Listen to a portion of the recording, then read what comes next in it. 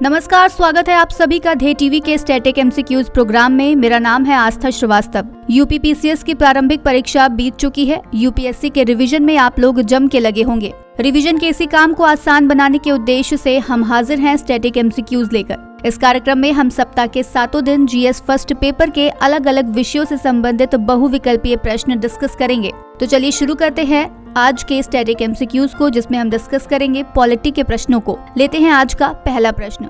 निम्नलिखित तथ्यों पर विचार करें। पहला, सामाजिक आर्थिक लोकतंत्र की अभिवृद्धि। दूसरा, लोक कल्याणकारी राज्य के उद्देश्य। तीसरा, विकेंद्रीकरण के अवयव। चौथा, पुलिस राज्य की अवधारणा।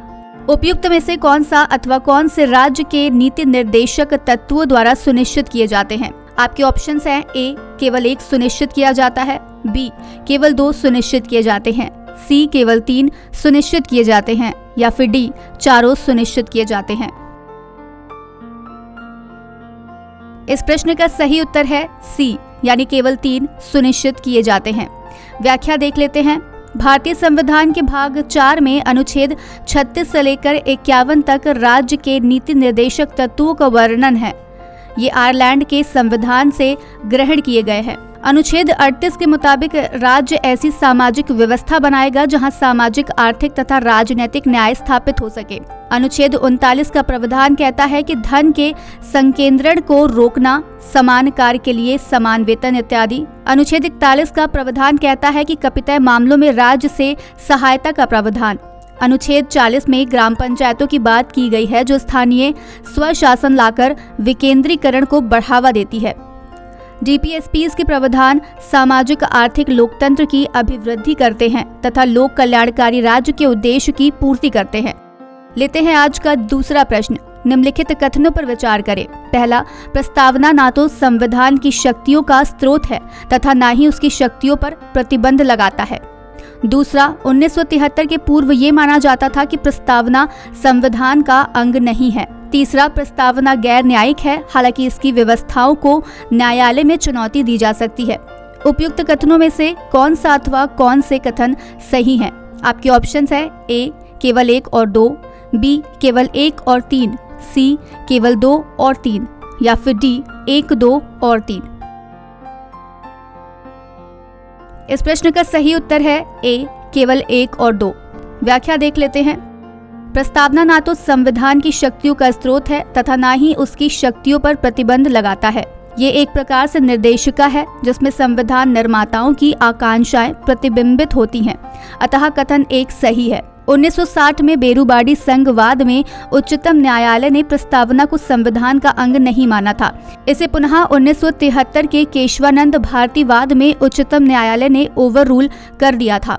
अतः ये कहा जा सकता है कि 1973 के पूर्व ये माना जाता था कि प्रस्तावना संविधान का अंग नहीं है। अतः कथन 2 सही है। प्रस्तावना गैर न्यायिक है तथा इसकी व्यवस्थाओं को न्यायालय में प्रश्नगत नहीं किया जा सकता। अतः कथन 3 असत्य है। लेते हैं आज का तीसरा प्रश्न। निम्नलिखित तथ्यों पर विचार करें।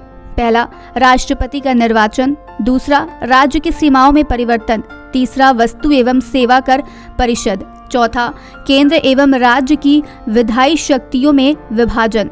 पांचवा, अनुच्छेद 368। उपयुक्त में से कौन सा अथवा कौन से संसद के विशेष बहुमत एवं आधे से अधिक राज्यों की स्वीकृति के माध्यम से संशोधित किए जा सकते हैं?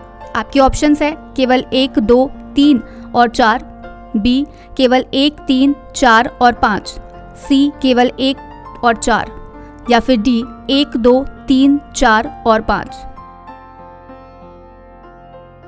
इस प्रश्न का सही उत्तर है बी, यानी केवल 1, 3, 4 और 5। व्याख्या देख लेते हैं।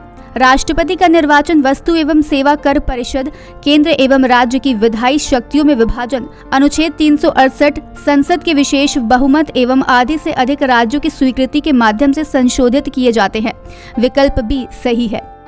लेते हैं आज का चौथा प्रश्न। भारत में सरकार के संसदीय स्वरूप के संबंध में निम्नलिखित वाक्यों पर विचार करें।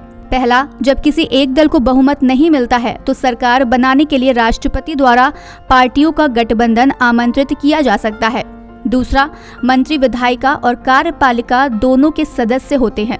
तीसरा, प्रधानमंत्री की सिफारिश पर राष्ट्रपति द्वारा संसद के निचले सदन यानी लोकसभा को भंग किया जा सकता है। उपयुक्त में से कौन सा अथवा कौन से कथन सत्य हैं? आपके ऑप्शंस हैं ए केवल 1 और 3, बी केवल 3, सी 2 और 3 या फिर डी 1, 2 और 3। इस प्रश्न का सही उत्तर है डी यानी 1, 2 और 3। व्याख्या देख लेते हैं। जब किसी एक दल को बहुमत नहीं मिलता है तो सरकार बनाने के लिए राष्ट्रपति द्वारा पार्टियों का गठबंधन आमंत्रित किया जा सकता है, इसलिए कथन 1 सही है। मंत्री, विधायिका और कार्यपालिका दोनों के सदस्य हैं।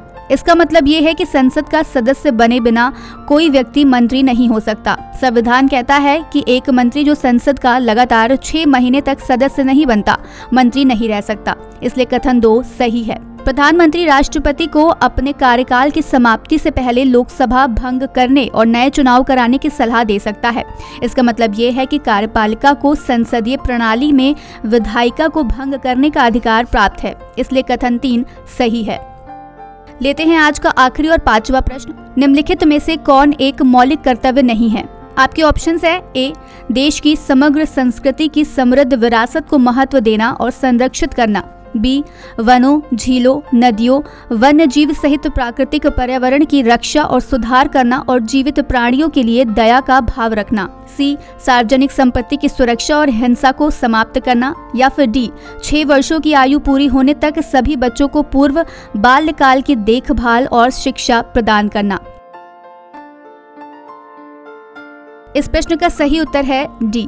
व्याख्या देख लेते हैं। सभी बच्चों के लिए पूर्व बाल्यकाल की देखभाल और शिक्षा प्रदान करना जब तक कि वे 6 वर्ष की आयु पूरी नहीं कर लेते हैं, यानी अनुच्छेद 45 राज्यों की नीति के निर्देशक सिद्धांतों का हिस्सा है, इसलिए विकल्प डी गलत है।